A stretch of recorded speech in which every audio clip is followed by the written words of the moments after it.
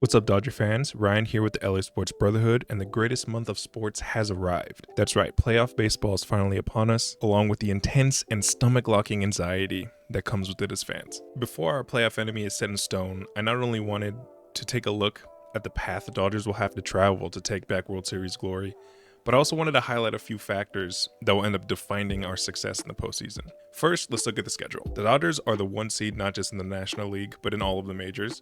That means they will have home field advantage throughout the entire playoffs, regardless of who they're playing. Having the home field is always nice, considering the Dodgers have the second best home record in all of baseball.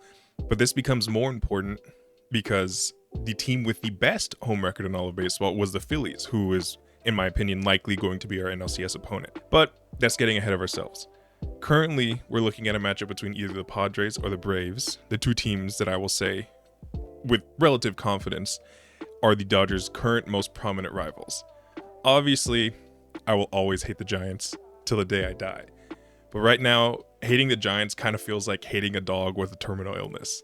Like, you know they aren't going anywhere, but the dog is like a real dickhead, so you hate him anyway. Regardless, the Padres and Braves are different. Dodger fans have denied a rivalry with the Padres for going on half a decade now, but with every subsequent matchup, the animosity just grows and grows and grows. And right now, I think it's inarguable that we are at full-blown hatred between the two teams. Because God knows fans of the Dad hate our guts, and they have for years. And with the Braves, it's less a kind of division manufactured rivalry, and it's more one of my favorite types of rivalries, a playoff rivalry. You meet each other in these massive moments so often that you have no choice but to hate each other. And right now the Dodgers, up 2-1 in recent years in terms of playoff series going against each other head-to-head, and 3-1 if you stretch it back all the way to 2013. That being said, both of these teams would pose serious problems in their own ways, whether it be the sheer emotion and firepower that the Padres would bring, or the annoying racist fan chants that the Braves would bring. Either way, we'll be in for a major fight.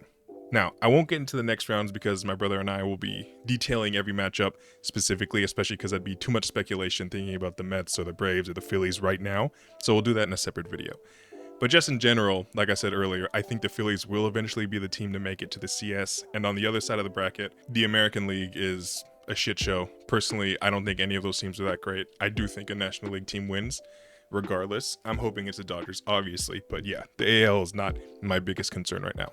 Now, let's move on and focus on the Dodgers themselves. Pitching has been the number one concern of this team every year since Andrew Friedman took the reins in 2016. Naturally, that's because every single team in baseball is terrified of their own pitching staff. I don't want to sound dismissive because I think this year we have more legitimized concerns, but the point I'm trying to make is that nearly all of the Dodgers' playoff failures have come as a result of feeble, noodle-bat plate appearances from our stars on a consistent basis. We see games where we give up a run on a clutch moment and lose game to 3-2, and the talking points are, I can't believe Dave Roberts made this move, or this pitcher sucks, and it lets our offense off the hook for leaving 10 men on base during the entire game. We need to hit, period. Our rotation last season was the first time I genuinely looked and thought we didn't have a real shot of winning. But I don't feel that way this year. Obviously, we've had our struggles. We've had an unbelievable amount of injuries. But Jack Flaherty, Yoshi Yamamoto, playoff Walker Buehler, that is enough. And again, playoff Walker Buehler is not a given, but he's something that you can believe in. Last year, we didn't have anything to believe in. It was like, oh, Bobby Miller throws hard and he was okay. That's not what this team is. Flaherty and Yamamoto are actually good. Walker has shown flashes, and he's built for this moment. Teams have won with less. That's basically what I'm trying to say.